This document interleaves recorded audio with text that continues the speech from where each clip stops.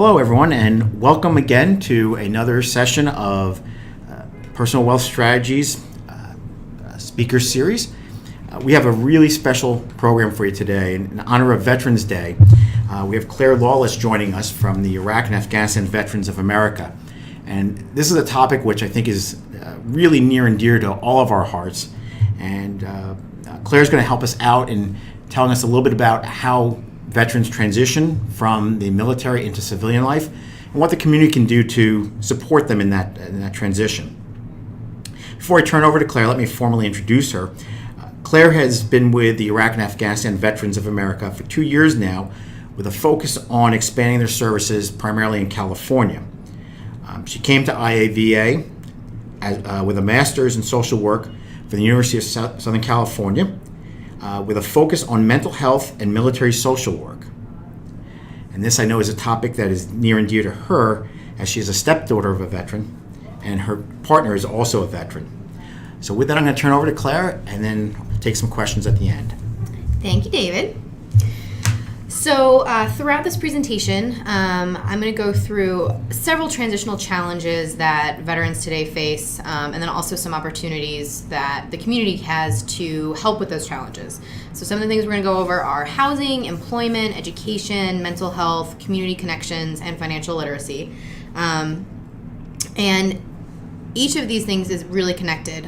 If one starts to fall apart, it can really destabilize everything. So as we go through this, one common thread I'd like everyone to think about is community and the importance of community support for our veterans to have a safety net and a soft place to land when they come back.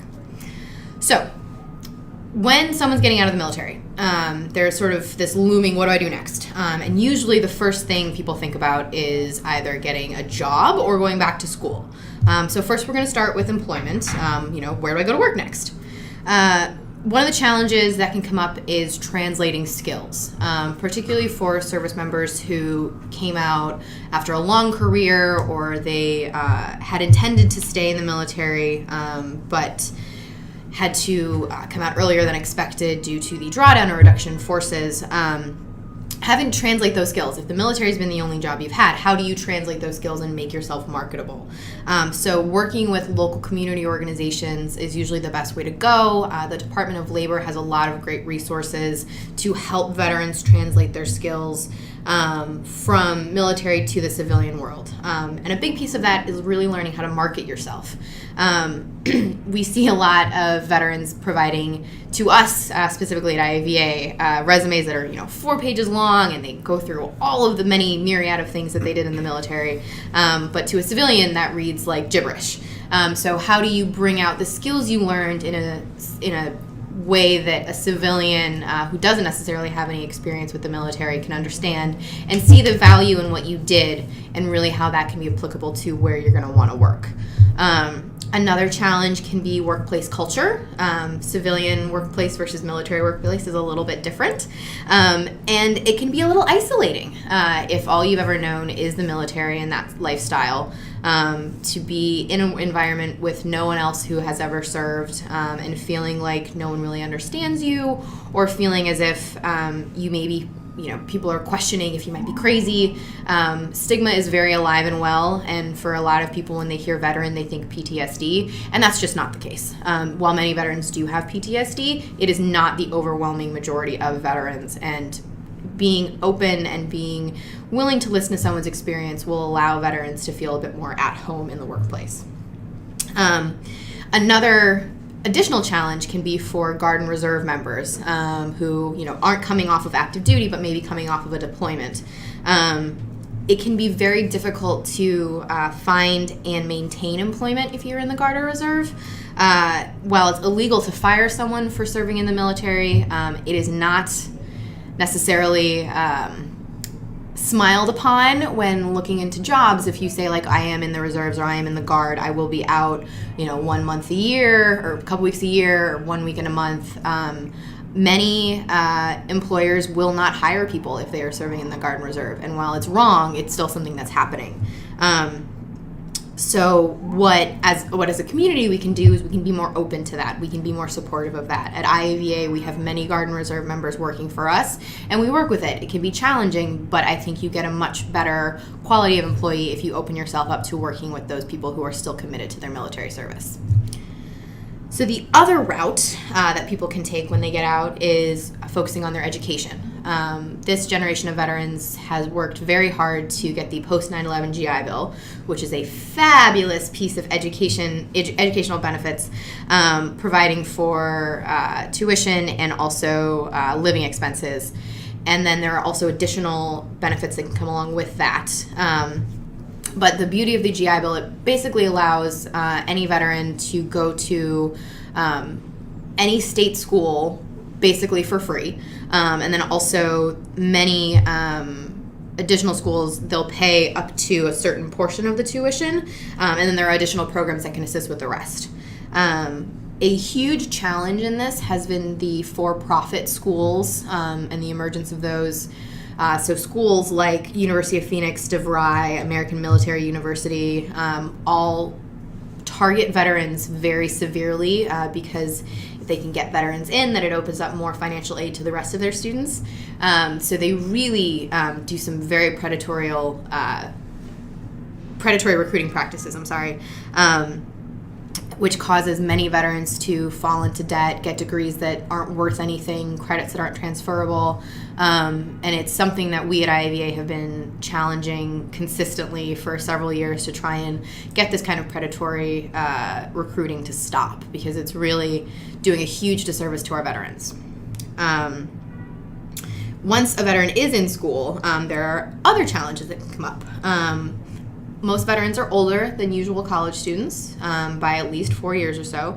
So it's a little bit hard to feel connected to their peers. They can feel a little isolated, dealing with the, trying to think how what's best to put this, the very liberal point of view of many young college students can be a little frustrating in some classes when people are talking about the wars and not really understanding that someone's in the class who was there.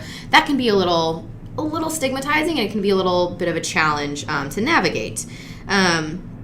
Also, many veterans are supporting their families while they're in school. They're not just, kids straight out of high school. They've got families to worry about. They've got other commitments. So school isn't the only focus, and that can make it a little bit more challenging. The other piece that we've seen is veterans who do have disability ratings, say they have a TBI from their experience in Iraq or Afghanistan, not necessarily wanting to report that to the school, but also needing to report that in order to get the protection that comes from having a disability. So those accommodations, those things that can really protect you in case you do start to struggle a little bit, that can be something that can really make or break someone's school experience. We've seen many schools be very willing to work with vets to protect them, but they have to know what's going on in order to do that. And then finally with school, one big challenge can be the VA is not great about paying things on time, and when the money that you receive for school comes from the VA, and that's the thing that you're also relying on to pay your rent, to pay your bills, to pay for food. When that money doesn't come in on time, that can cause a lot of problems and can really destabilize a veteran student who is just trying to finish their degree and support their family. So now that we have talked about veterans being in employment and then also potentially going to school, there's a little bit more stability, so someone's feeling a little bit more like, okay, I'm settled, I've got my groove going, like I'm in it. Maybe now it's time to start thinking about my health or my mental health. So here, enter the VA. Post 9/11 veterans have access to free VA healthcare for 5 years after they separate if they were active duty, or 5 years after their last deployment if they were Guard or Reserve members. So 5 years of free, totally free healthcare, which is great. But as we know, there's a lot of stigma around the VA. There's a lot of long-standing fear around the VA and feeling like they're not going to get good care. However, we at IAVA are firm believers in once you get in the door, the care is good. It's just getting in the door that can be a bit of a challenge.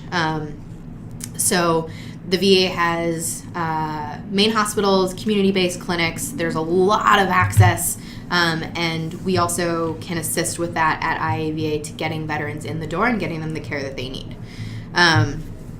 Veterans who receive a disability rating through the VA for their injuries from their service can also access the VA for any service-connected medical needs. So if someone was diagnosed with a TBI, they can go get all of their TBI care at the VA so that they don't have to pay for that out of pocket. Mental health care is obviously a huge concern for not just this generation of veterans, but also all veterans.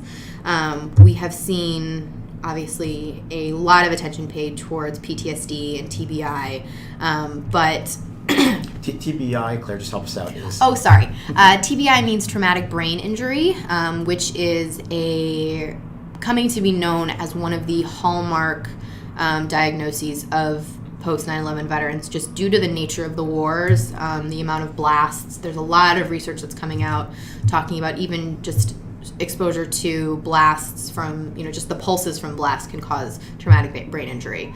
And repeated exposure to that kind of thing can cause more severe brain injury.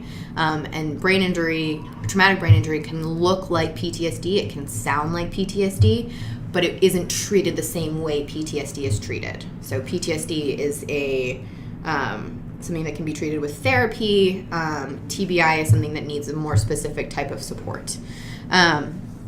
So mental health care can be accessed through a lot of different portals within the VA. So there's the VA system, and then there's also nonprofits that provide a lot of really wonderful mental health care. Some of the ones that we at IAVA work with include the Soldiers Project and the Headstrong Project, both which provide free, comprehensive mental health care to veterans and their family members. Those are both great organizations, and I encourage you to look them up. They do amazing, amazing work. However, accessing mental health care can be a very daunting task, and there's also still a lot of stigma around getting assistance.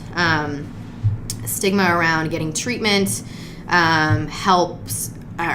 really can pose a challenge to, asking for help, and worrying about how getting that help could affect kind of everything. So, for example, I know a lot of people are like, why don't veterans just go to the VA? Why don't they just go get the help they deserve? Well, if you go to the VA, there's a record of it. And if you're someone who has security clearance or is trying to work for the police department or the fire department or the federal government, they have access to that. They can see that you've sought out mental health treatment.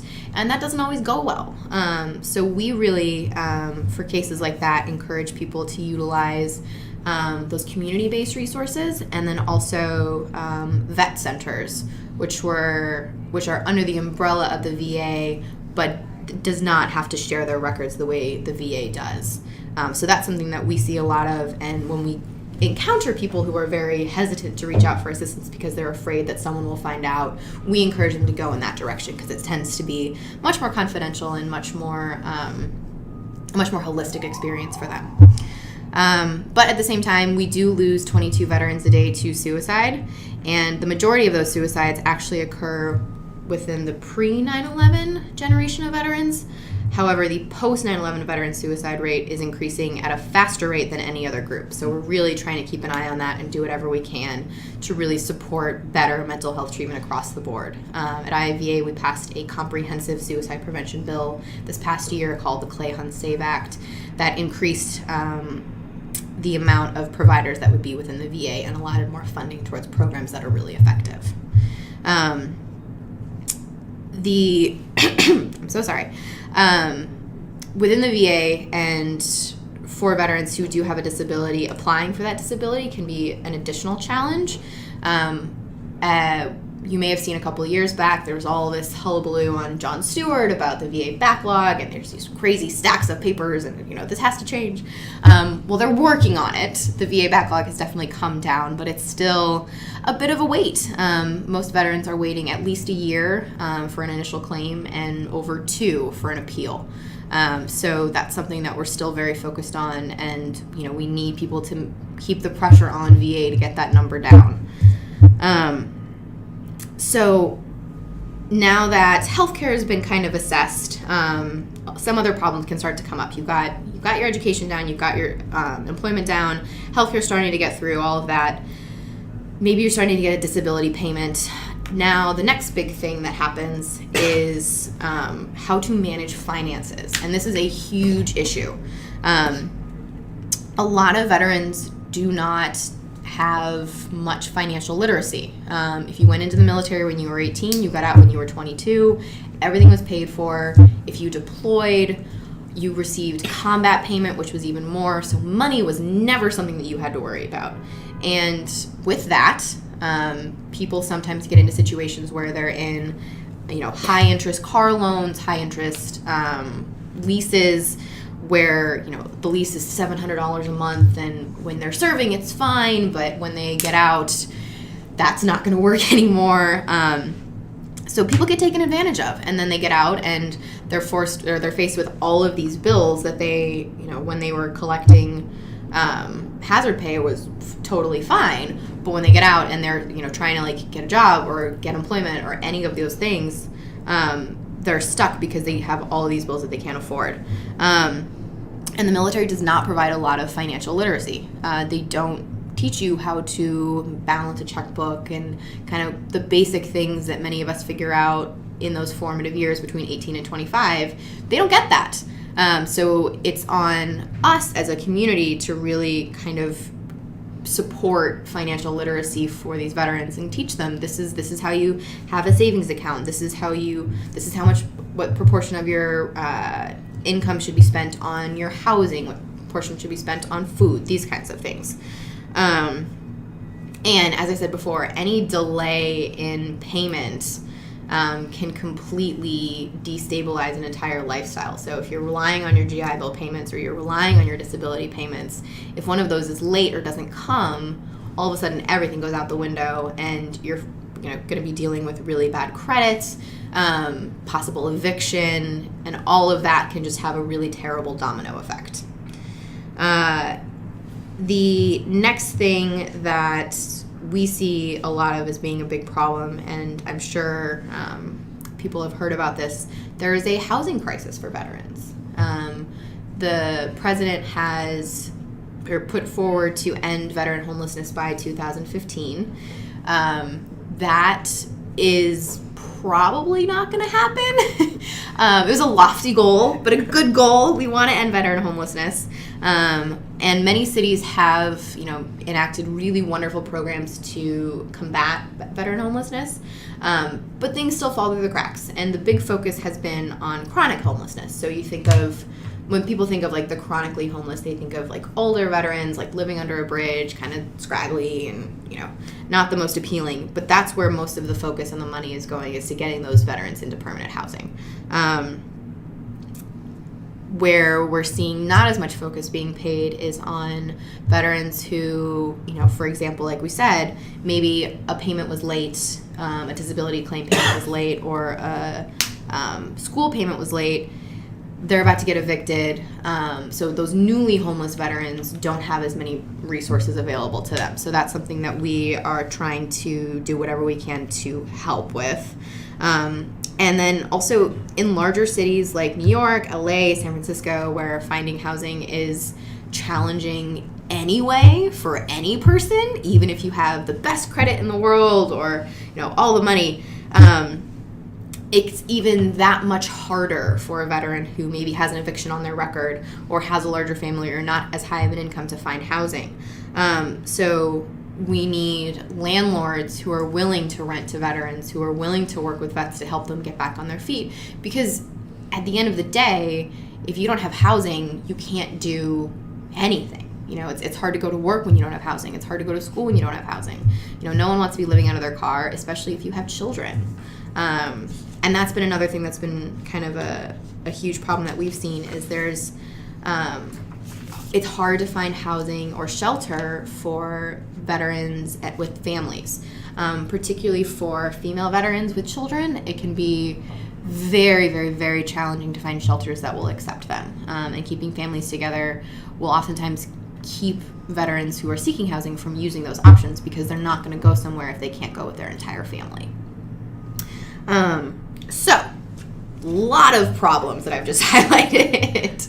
But there are a lot of really great solutions to those. And the biggest thing that we can do is come together as a community and offer support and understanding. So just by listening to this, you're already seeking to understand what's going on. So I've just highlighted a lot of problems. But there are a lot of things that we can do to be supportive. By reaching out and offering support to veterans you might know, if there is another veteran in the workplace, and if there's a veteran in the workplace and you maybe don't know what they experience, ask them. At the end of the day, I think people tend to be very afraid to ask the question of, what was it like to serve? And so veterans become a little hesitant to talk about it. But in my experience, because I'm just a social worker, I didn't serve. If you give people the opportunity to tell their story, they're usually very willing and happy to share it. Less than 1% of the population served. We need the rest of the population to be interested, to care, to want to understand, to want to be supportive, to not see a veteran and think, oh my gosh, they probably have PTSD, they're probably crazy, and to instead see the potential. Veterans are more likely to vote. They are more likely to graduate. They are more likely to be actively involved in their communities if they have support.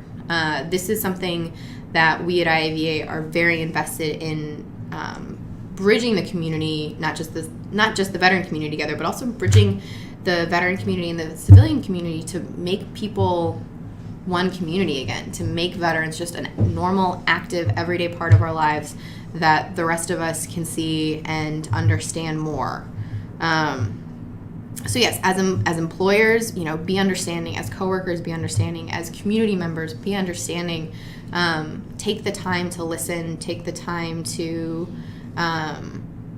understand and be active. A lot of veteran policies don't go through because no one seems to care about it. If you hear about a veteran policy that you think needs to pass, call your congressman, call your senator. Make sure that people understand that, it's not just veterans who know that veterans need to be taken care of. It's all of us that know that this is a population that we need to do everything we can to support. Claire, that was great. Thank you so much. There's a lot of material there, but I do have a few questions for you. Okay. So what you just gave us is almost overwhelming, so I can understand how a veteran transitioning doesn't know where to turn first. Yes, there's a lot going on. So for that veteran who's coming back to the United States, but back to civilian life, they have a big party typically when they get home. Sometimes, yeah. What are you doing day two? Oh man, day two. I would say, if it were me, I'm going to just put myself in those shoes for a second. If it were me, I would nap for about a week. But I think the most important thing actually doesn't happen right when you're getting out. It happens a couple of months beforehand. So really being prepared means thinking about okay, I'm getting out in 6 months. What do I need to make sure? I need to make sure that I've got some savings lined up. I need to make sure that, am I looking to do I have some things that I want the VA to give me a disability rating for? Do I have some injuries? Start that ball rolling. Look into where you want to go to school. Look into where you might want to be working. Start reaching out before you get out, because there's no 6-month grace period where you're getting paid and you have time to look for stuff.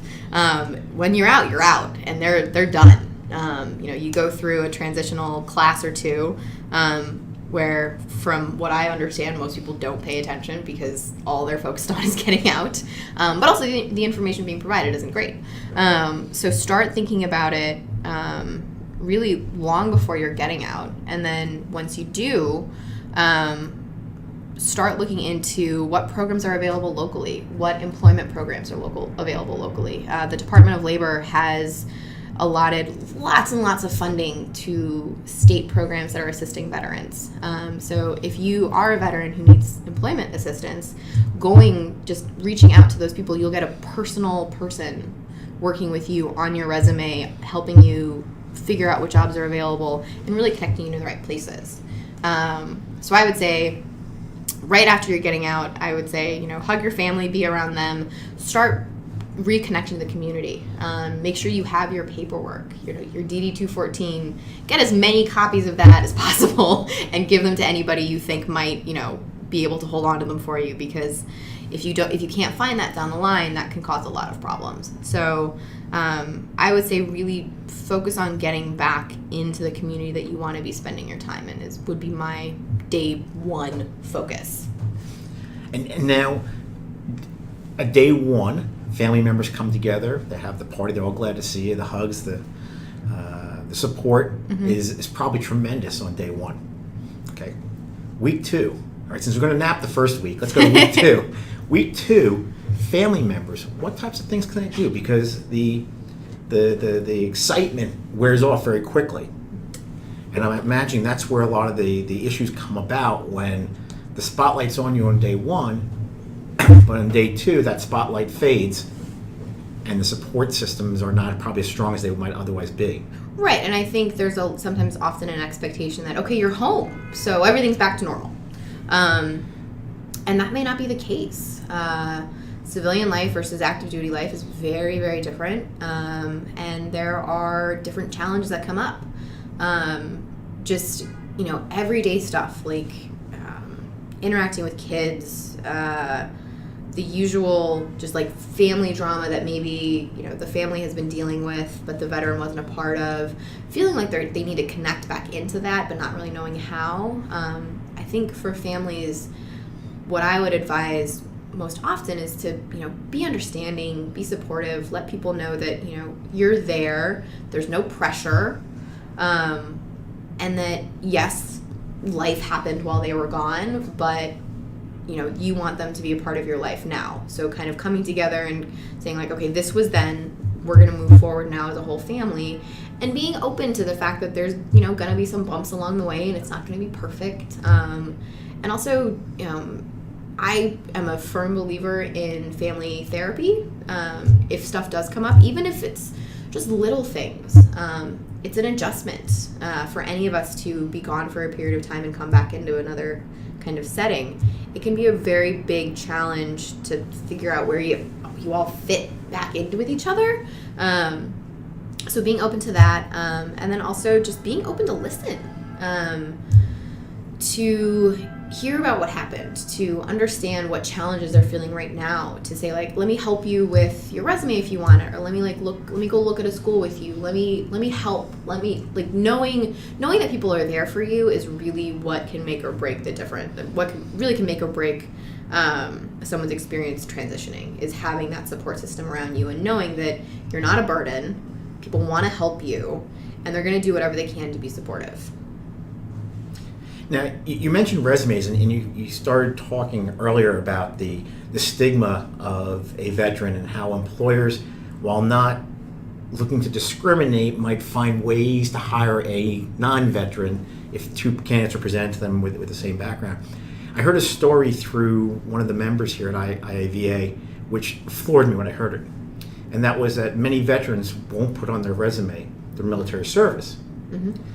And so I guess that stigma goes in both directions. How does a veteran know? Should I put it on, not put it on, talk about it, not talk about it? So my best advice, and I think that story really highlights what I'm about to say, I think that it's important to say that you served, like just, USS or U.S. Army or U.S. Marines, whatever, these years. But to not let that be the end-all, be-all focus on a resume.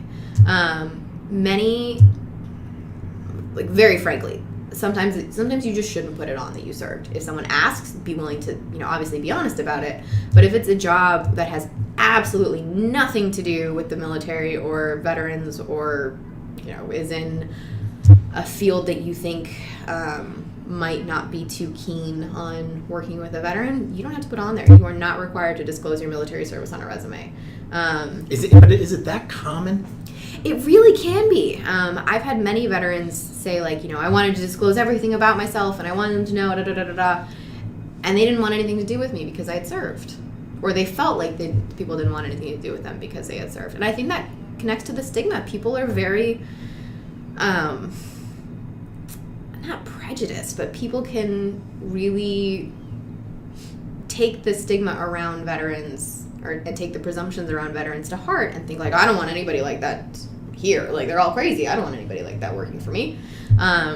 So it can be much more beneficial to just put down your skills and not necessarily say, like, well, I got these skills when I was serving. Now, the presentation wouldn't be complete without me asking you about IAVA. Okay. Tell us about what IAVA does, Okay. how it helps veterans, and how we can get involved. Absolutely. So IAVA is Iraq and Afghanistan Veterans of America. But the name, when it was first started, obviously we were focused on Iraq and Afghanistan. Now we are really more focused on post 9/11 veterans because we don't know where the next conflict is going to be, and we want to make sure that we're in support of everyone who has served. So what we are is the first and largest organization focusing on post 9/11 veterans. This organization started about 11 years ago by Paul Rykoff, who is our CEO and founder. And initially the focus was on advocacy, so really lobbying for veterans issues on Capitol Hill. Initially it was body armor. That was Paul's first big push, was proper body armor for those who are still serving. And since then we have worked on everything from the new GI Bill to getting the VA backlog down to comprehensive mental health reform within the VA. This year we're going to be looking at women's issues, access to health care for female veterans. And that's an important point. I don't know if listeners know how many or what percentage of the veterans that are returning now are females. Right, so we've got about 20% of the veterans returning now are females. So, and it's also increasing. So female participation in the military is steadily going up. So we're going to see a lot more female veterans in need of services down the line. So we need to make sure that the VA and these services are prepared for that, be it proper gynecological care, access to even just something simple as a pap smear at a VA. Not every VA will do them, so that's something that we're focusing on. And in addition to the advocacy, which is kind of our main things, the thing that we're most known for is being kind of a bulldog on Capitol Hill. We also have everything that happens up in the New York office, which is our programmatic side of things, looking at providing community to veterans. So through things like vet-togethers, which we created and sort of created this concept of a vet-together is any time that a veteran and another veteran, or a veteran and a supporter get together, that can be a vet-together. And it's doing everything from going ice fishing to seeing a movie to having a discussion about a book about veterans. Vet-togethers can be anything veterans want them to be. And then we also have a case management program that is our way of really supporting not just post 9/11 veterans, but veterans of any era. We have a team of case managers who connect veterans and their family members from any era, regardless of discharge status, to best-in-class local resources wherever they are around the country. We're funded for New York and California, but we will take veterans from everywhere, and we are really focused on making sure that veterans get everything they deserve. So be it, yelling at the VA to make sure someone gets into an appointment, or advocating to make sure that this community resource is really giving what they're supposed to be doing. That's been happening for about 2 years, and we've had almost 6,000 clients so far. Wow. So there's a very high need for this, because as attention goes away from veterans, as the wars die down, even though we're still in Afghanistan and there's likely no end in sight there, attention goes away, money goes away, services go away. So as those become more lean, we need people like us to be able to still know what's good and connect people to those programs. So the organization as a whole, our mission is to connect, unite, and empower post 9/11 veterans. And that's what this organization does. We connect them together, we unite them around issues that are important to them, and we empower them to not only be leaders within the veteran community, but also to be leaders within the national community, to learn how to advocate for themselves and to be those wonderful, positive parts of the community that can really give back to not just veterans, but the community as a whole. And if we want more information? If you want more information, you can go to iava.org. And right now we are super focused on Veterans Day, so we've got a lot going on this week. It's been a bit crazy around here, but we're excited. We've got events all across the country. We have 144 events happening nationwide, so please go to our website, check those out. And if you have any questions, please feel free to reach out to me. Well, Claire, I can't thank you enough for what I consider a very special presentation. I'm hoping our listeners got a lot out of it, whether you be a veteran or a community supporter. There's a lot we can all do to make the lives of our veterans better. Claire, thank you very much for your presentation today. Thank you.